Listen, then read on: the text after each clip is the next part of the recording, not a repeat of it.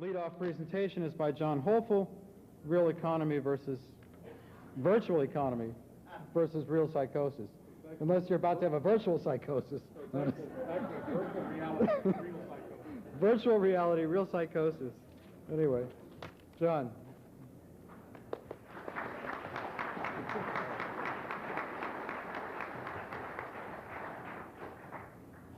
Alan Greenspan walks into a bar. He orders an expensive glass of champagne and some pretzels. The next morning, the New York Times carries the banner headline, "Greenspan expects economy to expand with some twists and turns." Greenspan is, after all, sorry, Lynn, but Greenspan is the financial genius of our times.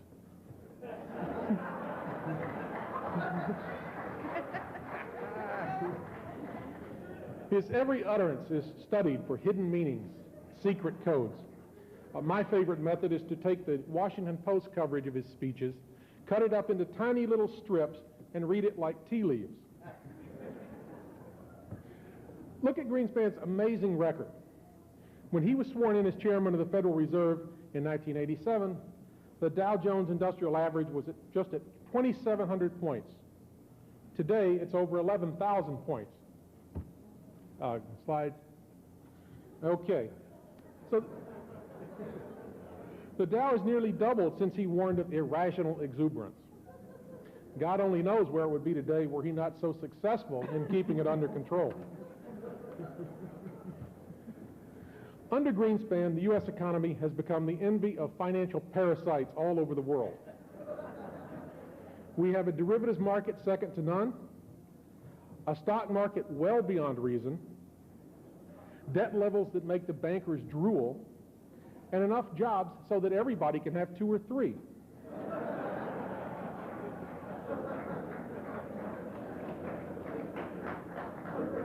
Greenspan may not be able to walk on water, but he has certainly shown that he can run right over the edge of the cliff without falling. But the Fed chairman hasn't done this all by himself. He's had plenty of help from some of the brightest minds in the business, including the rocket scientist on Wall Street who figured out that you could sell enormous amounts of derivatives issued by bankrupt banks and backed by worthless paper. Take Robert Merton and Myron Scholes, who won the Nobel Prize in Economics for nearly blowing up the global financial system. This pair won the prize in 1997 for developing a new method to determine the value of derivatives. Here's an example of their work. What gobbledygook. At the time they won the prize, Merton and Scholes were partners in long-term capital management, the big hedge fund that, using their formula, managed to turn millions of dollars in capital into billions of dollars in losses on trillions of dollars in derivatives bets. It lost so much money that the Federal Reserve and the banks had to step in and bail it out, lest it default on its derivatives and set off a chain reaction of derivatives defaults that could have wiped out nearly every major bank in the world. This prize-winning nonsense is arguably the worst betting system ever devised. Now that's not so surprising given the track record of the Royal Swedish Academy of Sciences, which awards the Nobel Prize. In the past, they've awarded the prize to defenders of slavery and feudalism. If they were honest, they'd revoke all the economics prizes they've awarded in the past, except for the one given to Maurice Allais, and give one to Lyndon LaRouche.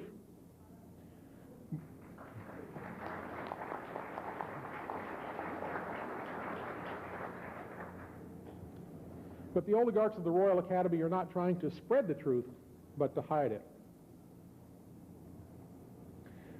We live in a world gone nuts, where fiction is pretty strange, and truth is stranger still. Take the following truism, which you can find in the business pages of virtually any major newspaper, at least once a year. In a free market, the true value of assets is accurately established by the actions of investors. If an asset is overvalued, investors will stay away, causing the price to drop. If an asset is undervalued, investors will buy, causing the price to rise. Now, the only problem with that statement is that none of it is true. None of it. Free market? What free market? It doesn't exist. The markets are largely the creation of an international financial oligarchy which uses them as a battering ram against the nation state and a way to pick people's pockets. The oligarchs routinely organize raids on nations as a way of bailing out their banks. The European currency crisis of 1992 pumped billions of dollars of revenue into the bankrupt U.S. banks. And it made George Soros' reputation as the man who broke the pound. But then, as now, Soros is a front man, a nasty one to be sure, but merely a front man for something larger and more evil. The so-called Asian crisis of 1997 was another banker's manipulation, as was the central bank intervention of 1998 and the intervention underway today. It's insider trading on a scale that would make Ivan Boesky turn green with envy.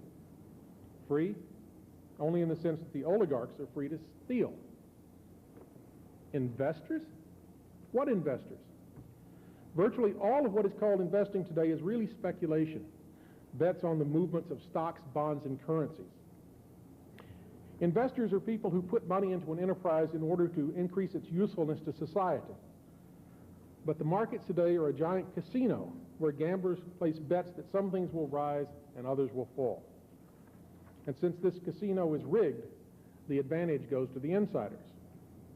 So you can call them thieves and suckers, but not investors. True value of assets? You've got to be kidding. The real economy of the United States, the physical economy, is measured in terms of physical inputs, outputs per capita, per household, and per square kilometer, has fallen by some 50% since the late 1960s. Now, the Dow back then was hovering at just under 1,000 points, which means that according to the economic fundamentals, it should be about 500 points today. Of course, that doesn't count inflation, the looting of foreign countries, and the cannibalization of what was once the most powerful industrial economy in history. But still, anyone who claims that today's bubble reflects the true value of assets is a damn fool. Now, the Wall Street Journal recently ran an op-ed which claimed that the internet was more important to the economy than the Federal Reserve. Now, in a sense, that's true, because at least there are some useful aspects to the internet.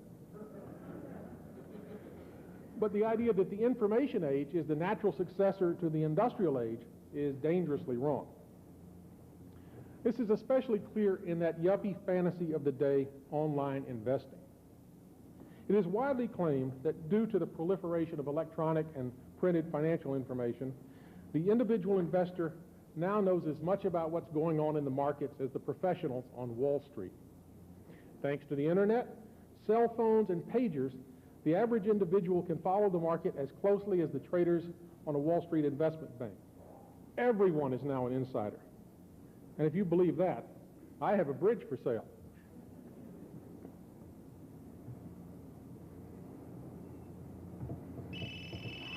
Excuse me a second. Hello? Yeah, John, listen, this is Bruce. Yeah, okay. John, it's Bruce.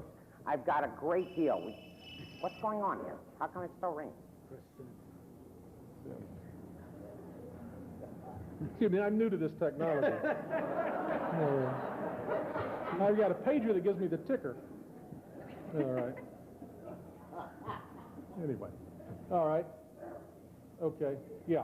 No. John, it's great. You got to buy it. It's done it all stock has gone up 100 points in the last 13 minutes, just since they announced their Star Wars laxative program. It's great. It's going wonderfully. Now, I got an inside tip that Jerry Falwell is going to mention it on his program, and then it's going to flush like crazy. So we've got to be able to sell, but buy first. So you got to buy first. All right, good. I still got some room on my credit card. Okay. So let's max it out. All right. Okay, good. I'm sorry, excuse me, that was my broker. Now, where were we?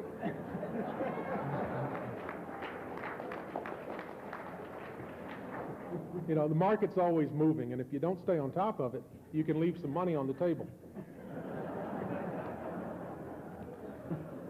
Now, much has been said recently about the dangers of day trading. Harley suggested that I do a graph showing the relationship between the rise of day trading and the sales of automatic weapons. I didn't have time to pull that together, but I think you get the idea. That day trading is insane, certifiably insane. You have guys, mostly men, some women, sitting at computer terminals in freelance trading rooms, buying and selling stock like mad. Some of these geniuses make as many as 500 trades a day. They buy shares of a company, and then they sell them minutes, even seconds later. Most of them neither know nor care anything about the companies upon which they bet. All they care about is making money. In a typical day trade, the investor will buy a few thousand shares of a company, wait for the stock to go up 1/16 or 1/8 point, and then sell. Long-term to a day trader means holding a position over lunch. Of course, the day trading terms, the companies that rent out these trading terminals to the individuals often deliver lunch so that the traders can keep trading. This is a trick they learned from the casinos, which long ago figured that you do whatever it takes to keep the bettors at the table. Still, when the Wall Street investment banks and the Securities and Exchange Commission attack day trading as gambling, you'd better have plenty of salt on hand. Some argue day trading is really nothing more than speculation, Securities and Exchange Commission Chairman Arthur Levitt noted in a speech to the National Press Club in Washington on May the 4th. Personally, I don't think day traders are speculating, because traditional speculation requires some market knowledge. They are instead gambling, which doesn't. Now think about that one, traditional speculation. George Orwell would love that one. After all, day trading and online investing are merely the extension to the individual of the practices of Wall Street. Today, everybody's getting into the act, from grandma to the kids. There are now even summer camps where kids are taught how to play the markets.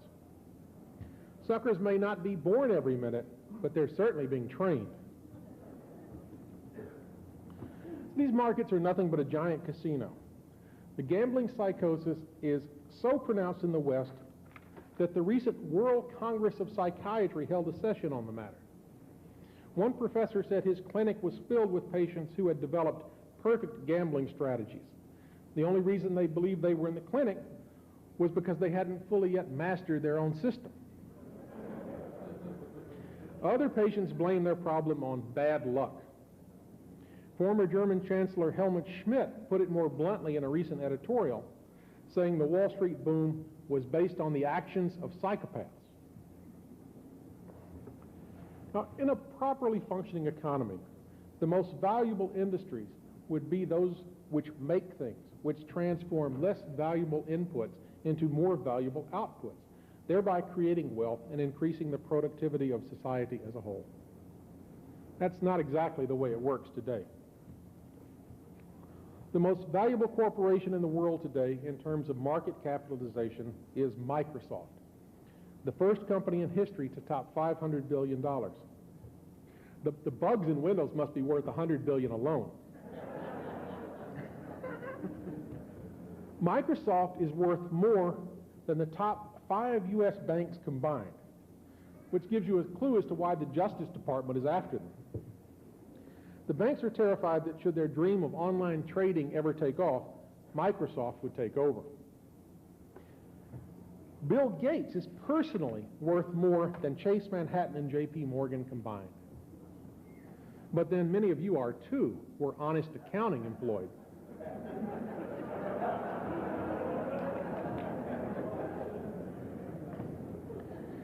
Even with the recent orchestrated declines, the internet stocks are astonishingly high. America Online is now one of the 25 largest companies in the United States in terms of market value, bigger than Ford and General Motors combined. Why? In part because of the foolish belief in the information society, and in part because our manufacturing base is collapsing, and because many people can't afford new cars.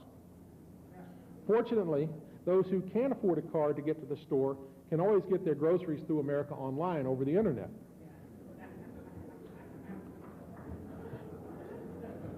Yahoo, the internet portal and search engine, is comfortably in the top 100 in terms of market capitalization, nearly as big as General Motors and nearly double the size of Caterpillar.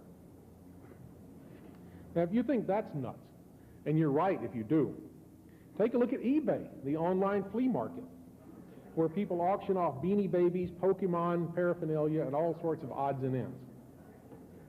Even though its computers have been crashing regularly, a real problem for an internet company, eBay is still valued at some $16 billion, making it almost twice as large in terms of market capitalization as the top 5 U.S. steelmakers combined. Pretty soon, you'll be able to buy the steel companies on eBay, assuming the computers are up.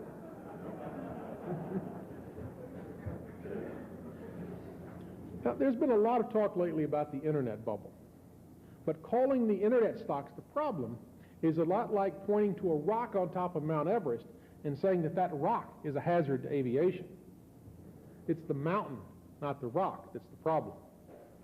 And in this case, the mountain is made up of derivatives and related financial instruments. The growth of the derivatives market is astonishing. According to the International Monetary Fund, world trade in goods totaled $6 trillion in 1998, and gross world product was $41 trillion, compared to what we estimate was some $200 trillion in derivatives bets, and overall some $300 trillion in financial claims outstanding. There are more than $4 trillion in financial bets placed every business day. That puts annual financial turnover, the sum of all of these bets, at over 1 quadrillion, which is $1,000 trillion a year, which is some $150 to $200 in turnover for every dollar of trade in goods. It's clearly the internet stocks that's the problem. Now, the world derivatives figure is our own estimate. It's not entirely clear that anyone knows the actual number, and if they do, they're certainly trying to keep it a secret. All of the official figures are designed to hide rather than reveal the truth. The bankers call this transparency. Now, what are they doing with these derivatives? Hiding losses, rolling over unpayable debt. Look at Credit Suisse, which was just caught red-handed in Japan selling Japanese companies' derivatives expressly designed to hide losses. One former Morgan Stanley derivatives salesman metaphorically described the process this way. You combine $90 worth of gold and $10 worth of lead into a bar. You then sell half the bar, the half which contains all of the gold, for $90. Now, since you paid $100 for the whole bar, and you sold half of it for $90, you have a $40 profit. After all, you paid $50 for that half pound on average, and you sold it for $90, so you made $40, right? Of course, you're left with a half pound of nearly worthless lead, which you're carrying on your books as being worth $50, but that can be hidden. What counts is that you made a big profit up front, or at least you claim you did. That type of fraud applied to paper assets is what the derivatives market is all about. This is the traditional speculation which SEC Chairman Levitt defends. Next graph. In the United States, the great economic boom of the 1980s and 1990s has been accomplished by going $3 in debt for every $1 increase in GDP. The top line, not surprisingly, is the debt. But since only 1/3 of GDP represents productivity and 2/3 represents overhead, and virtually all of the growth in GDP over the last decade has been in the overhead sector, we've actually been increasing the debt while shrinking the productive sector. This process of going ever deeper in debt while destroying our ability to pay that debt is what economists call sound economic fundamentals. The decline in the productive sector has triggered a decline in real wages for most Americans, next, who have been forced to go deeper and deeper into debt to make up for shortfalls in income. Total credit market debt in the United States now stands at over $23 trillion, or some $230,000 for every household in the country. compared to $10 trillion in debt and $115,000 per household when Alan Greenspan took over the Fed. Now, when debt rises and real income falls, bankruptcy can't be far behind, and it hasn't been. More than 1.4 million bankruptcy petitions were filed in 1998, of which 96% were personal bankruptcies. Over the last 7 years, 7.7 million personal bankruptcies have been filed. It's about one bankruptcy for every 13 households. Since Alan Greenspan took office, more than 11 million Americans have filed for personal bankruptcy, and nearly 700,000 businesses have failed. One of the linchpins of the assertion that the U.S. economy is fundamentally sound is the presumption that rises in asset values create wealth. That is, if the value of all stocks listed on the stock exchanges was $15 trillion yesterday and rises to $15.1 trillion today, then $100 billion worth of wealth has been created. By this standard, the U.S. stock markets are amazing wealth creation machines. When Alan Greenspan took over at the Fed, the capitalization of all stocks on U.S. markets was $3 trillion. Today, the stocks are worth $16 trillion, a five-fold increase.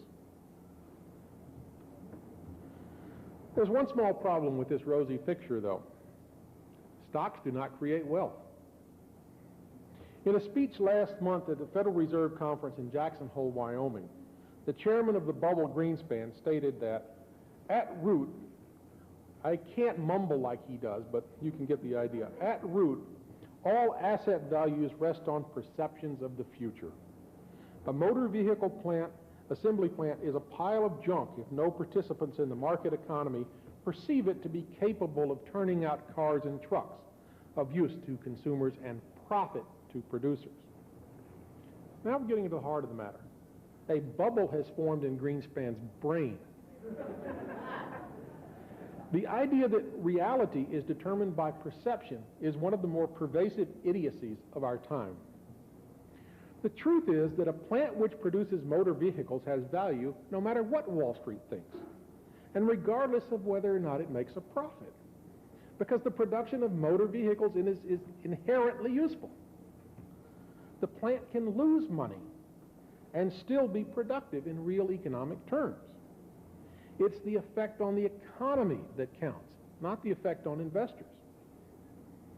A steel plant, even the most outmoded, inefficient plant in the world, has more value than eBay because it produces steel, which is necessary for human survival. We can live without eBay, at least most of us, but we can't live without steel. But Wall Street lives by a simple philosophy. If it makes money for us, it's good. If it doesn't, it's bad. In such a warped worldview, full employment is bad because it increases the chances that companies will have to pay higher wages to attract and keep employees. For Wall Street, having a big pool of unemployed workers is good, since anyone who dares demand a decent wage or decent working conditions can be easily replaced. Therefore, when employment goes up, the market goes down. When employment goes down, the market goes up. The same thing occurs when the production indices, which should never be confused with actual production, when they go up. Rising production increases the chance that the economy will overheat from growing so fast, and thereby increasing the likelihood that the Fed will raise interest rates to cool things off. This is truly virtual reality.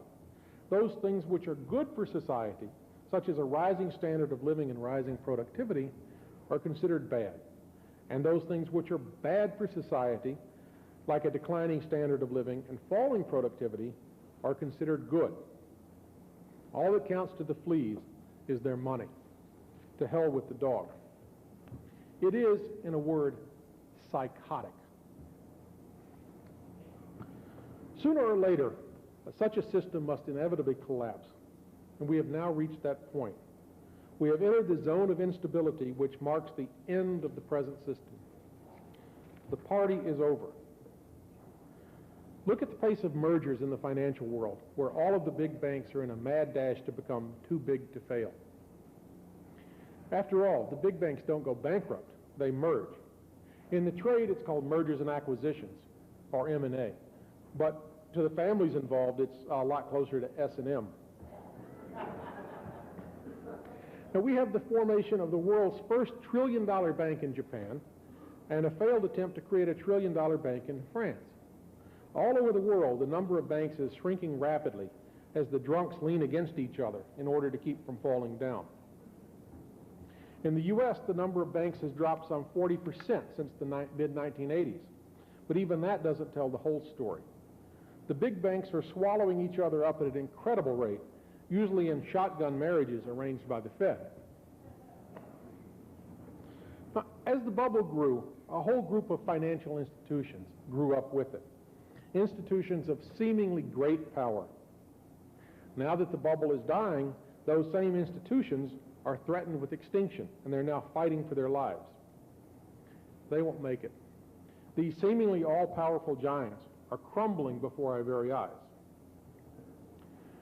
But the more clever among the oligarchs have been preparing for the crash by buying up control over the necessities of life, so that after the crash, after all the paper wealth is evaporated and all the suckers have been ruined, they can control what is left of the world. That is the reason for the bloody wars along the Great Rift mineral belt in Africa, and the reason for the surge in mergers among industrial companies in recent years. There are those among the oligarchy who, after all, understand that those who control the raw materials, the strategic minerals, the precious metals, the energy, the water supplies, and the means of production and distribution of those items control the destiny of mankind. After the crash, they plan to use their control over these necessities of life to consolidate their control over humanity. This is what is behind the escalating pace of mergers in oil, food, telecommunications, pharmaceuticals, chemicals, aluminum, copper, energy, water utilities, and virtually every other field. The old system is gone. Finished. The question is, what will replace it? A return to the days of the empire, or a leap into a new renaissance? To repeat the errors of the past is to doom the world to feudalism and a new dark age. Better that we learn from the best lessons of history and build that new renaissance. Let us choose reality over psychosis.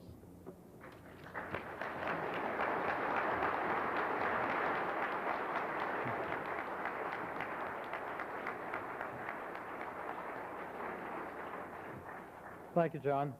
You got your phone back? Okay. Okay. Your broker's on line 1. Your credit card company's on line 2. Your mortgage company's on line 3. And the gun dealer's on line 4. Here's an example of their work. What gobbledygook. At the time they won the prize, Merton and Scholes were partners in long-term capital management, the big hedge fund that, using their formula, managed to turn millions of dollars in capital into billions of dollars in losses on trillions of dollars in derivatives bets. It lost so much money that the Federal Reserve and the banks had to step in and bail it out, lest it default on its derivatives and set off a chain reaction of derivatives defaults that could have wiped out nearly every major bank in the world. This prize-winning nonsense is arguably the worst betting system ever devised. Now, that's not so surprising given the track record of the Royal Swedish Academy of Sciences, which awards the Nobel Prize. In the past, they've awarded the prize to defenders of slavery and feudalism. If they were... Lead-off presentation is by John Hoefle, Real Economy versus Virtual Economy versus Real Psychosis.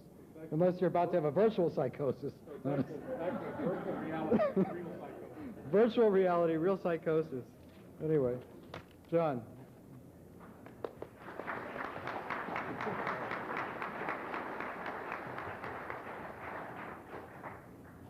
Alan Greenspan walks into a bar.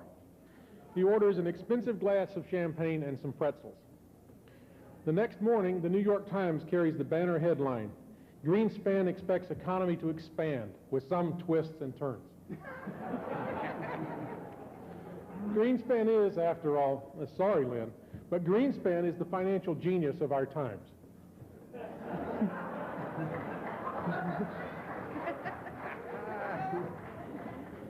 His every utterance is honest. They'd revoke all the economics prizes they've awarded in the past, except for the one given to Maurice Allais, and give one to Lyndon LaRouche.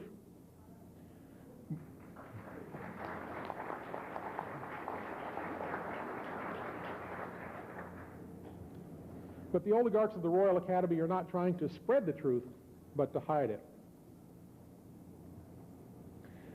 We live in a world gone nuts, where fiction is pretty strange and truth is stranger still. Take the following truism, which you can find in the business pages of virtually any major newspaper at least once a year. In a free market, the true value of assets is accurately established by the actions of investors. If an asset is overvalued, investors will stay away, causing the price to drop. If an asset is undervalued, investors will buy, causing the price to rise. Studied for hidden meanings, secret codes. My favorite method is to take the Washington Post coverage of his speeches, cut it up into tiny little strips, and read it like tea leaves. Look at Greenspan's amazing record.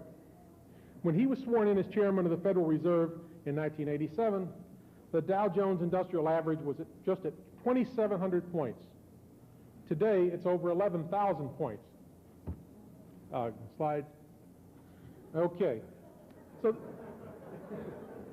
the Dow has nearly doubled since he warned of irrational exuberance.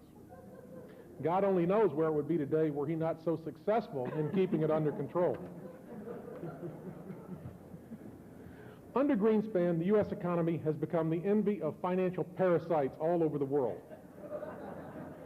We have a derivatives market second to none, a stock market well beyond reason, debt levels that make the bankers drool, and enough jobs so that everybody can have 2 or 3.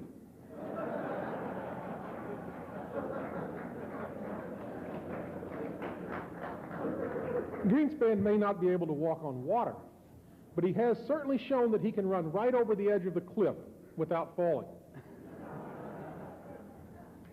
But the Fed chairman hasn't done this all by himself. He's had plenty of help from some of the brightest minds in the business, including the rocket scientist on Wall Street who figured out that you could sell enormous amounts of derivatives issued by bankrupt banks and backed by worthless paper. Take Robert Merton and Myron Scholes, who won the Nobel Prize in Economics for nearly blowing up the global financial system. This pair won the prize in 1997 for developing a new method to determine the value of derivatives.